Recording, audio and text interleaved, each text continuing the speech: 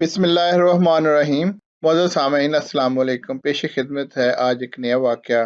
हज़रत मक़दाद बिन असवद रज़ी अल्लाह तआला अन्हा फरमाते हैं, मैं और मेरे दो साथी आए। करीब था कि भूख की वजह से हमारे कान और आंखें ज़ाया हो जाती। हम अपने आप को सहाबा पर पेश करने लगे। हमें किसी ने कबूल न किया, हत्ता कि रसूल अकरम सल्लल्लाहु अलैहि वसल्लम हमें अपने सामान के पास ले गए। हालत ये थी कि आपके घर वालों के पास 3 बकरियां थीं, जिनके दूध पर उनका गुजारा होता था। तो हुजूर अकरम सल्लल्लाहु अलैहि वसल्लम हमारे दरमियान दूध तकसीम फरमा देते थे और हम रसूल अकरम सल्लल्लाहु अलैहि वसल्लम का हिस्सा रखते थे। आप तशरीफ लाते तो ऐसा सलाम करते जिसे जागने वाले सुन लेते और सोने वाले बेदार ना होते। शैतान ने मुझे कहा, अगर तू ये घूंट भी पी ले तो क्या है, नबी अकरम सल्लल्लाहु अलैहि वसल्लम इंसार के पास जाएंगे तो वो आपको खिला पिला देंगे। ये ख्याल मुझे आता रहा, हत्ता कि मैंने आपका हिस्सा पी लिया। जब पी लिया तो नदामत हुई और मैंने कहा, क्या किया है? रसूल अकरम सल्लल्लाहु अलैहि वसल्लम आएंगे और अपना दूध नहीं पाएंगे तो तुझे बददुआ देंगे और मैं तो हलाक हो जाऊंगा। मेरे दोनों साथी अपना अपना हिस्सा पी कर सो गए, मगर मुझे नींद न आई। मेरे ऊपर मेरा अमामा था कि अगर मैं उसे सर पर डालता तो पाँव नंगे हो जाते और अगर पाँव पर डालता तो सर नंगा हो जाता। चुनाचे हजूर हस्बे मामूल तशरीफ लाए और जो अल्लाह ने चाहा आपने नवाफल पढ़े, फिर अपने दूध की तरफ देखा तो ना पाया और अपना दस्ते मुबारक उठाया। मैंने अर्ज की, आप अभी मुझ पर बददुआ करेंगे और मैं हलाक हो जाऊंगा। तो हजूर ने ये दुआ की, ए अल्लाह, जिसने मुझे खिलाया तू उसे खिला और जिसने मुझे पिलाया तू उसे पिला। मैंने कपड़े का किनारा पकड़ा, अमामा हटाया और बकरियों की तरफ जाकर उन्हें टटोलने लगा कि कौन सी मोटी है जिसे हजूर के लिए ज़िबा करूं। और इन सब में से दूध इकट्ठा हो चुका था तो मैंने हजूर के घर वालों का बर्तन लिया जिसमें वो दूध निकाला करते थे।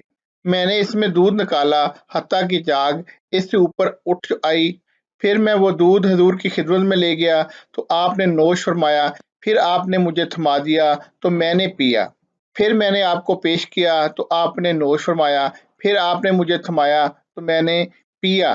फिर मैं हंसने लगा हत्ता कि जमीन पर गिर गया तो मुझे रसूल अकरम सल्लल्लाहु अलैहि वसल्लम ने फरमाया, मकदाद अपने कपड़े संवारो। फिर मैंने जो किया वो हजूर को बताने लगा तो हजूर ने फरमाया, ये बात नहीं थी मगर अल्लाह ताला की तरफ से रहमत। अगर तुम अपने दोनों साथियों को भी जगा लेते तो उन्हें भी पूरा होता।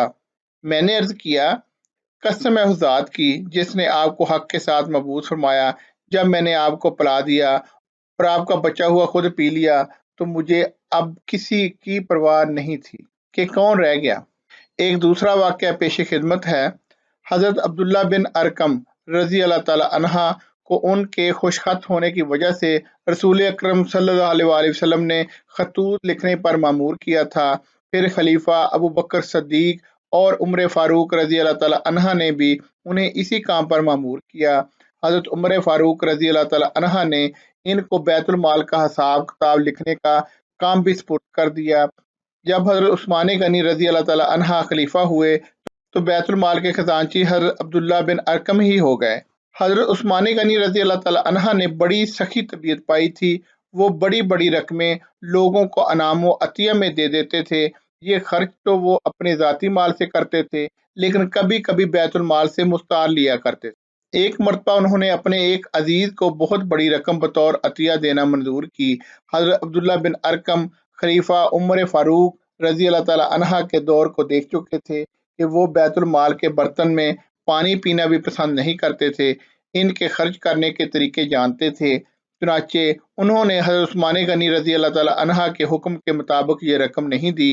हज़रत उस्मान गनी रज़ी अल्लाह ताला अन्हा ने हज़रत अब्दुल्ला बिन अरकम को मजीद हुक्म दिया, अब्दुल्ला तुम हमारे खजांची हो, जैसे हम हुक्म दें तुमको इस तरह पूरा करना चाहिए। बैतुल माल की रकम किस मसरफ पर खर्च होगी ये फैसला करना हमारा काम है, तुम्हारा नहीं। अब तुम फौरन मेरे हुक्म के मुताबिक ये रकम अदा कर दो। حضرت عبداللہ رضی اللہ تعالی عنہ بن ارکم نے جواب میں کہا، یا امیر المومنین، معاف فرمائیں، میں آپ کا ذاتی خزانچی نہیں ہوں، آپ کا خزانچی تو آپ کا غلام ہو سکتا ہے، میں تو مسلمانوں کا خزانچی ہوں، اور اس طرح کے اخراجات میں اپنے ہاتھ سے کرنا مسلمانوں کے ساتھ خیانت سمجھتا ہوں۔ یہ کہہ کر وہ بیت المال کی چابی ممبر نبوی پر رکھ کر اپنے گھر چلے گئے۔ معزز سامعین، آج کے یہ دو چھوٹے چھوٹے واقعات ختم ہو گئے ہیں۔ انشاءاللہ کل نئے واقعات کے ساتھ دوبارہ پیش خدمت ہوں گے۔ تب تک کے لیے خدا حافظ۔